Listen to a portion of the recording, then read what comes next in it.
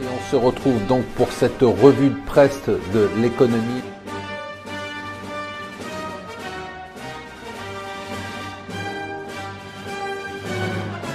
Bonjour et bienvenue sur Mon Financier pour la revue de presse de l'Écho. Nous sommes le jeudi 6 juillet. La nouvelle du jour, c'est le rapport de la dernière réunion de la Banque centrale américaine, la Fed. Pourquoi c'est important? Parce qu'on se demande si la Fed va continuer à monter ses taux et finir le quantitative easing, puisque les indicateurs économiques américains n'étaient pas très probants depuis quelques mois et quelques semaines, et qu'on avait l'impression que l'inflation était sous contrôle. La Fed nous dit pas du tout, l'inflation n'est pas sous contrôle, ce sont des éléments conjoncturels et purement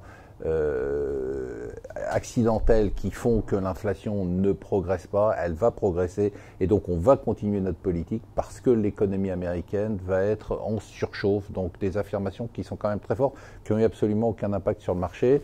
L'autre élément qui a eu un petit impact sur les marchés asiatiques ce matin, c'est les craintes de tension. On parle de guerre maintenant, de guerre de Corée entre Trump et la Chine, qui dit qu'il ne faut surtout pas, bien évidemment, d'intervention militaire. Donc on est dans une situation qui est quand même une situation assez paradoxale. L'autre situation paradoxale, c'est le Front National. On est très loin là de la Fed et des États-Unis et de la Corée qui serait prêt à renoncer à l'euro. Ce serait quand même un sacré changement. Les Échos nous disent deux choses. Les Échos nous disent que les groupes du CAC 40 affichent une santé insolente, qui sont désendettés, qui ont beaucoup de cash et qui peuvent donc partir à la conquête du monde. C'est quand même sacrément un beau retournement.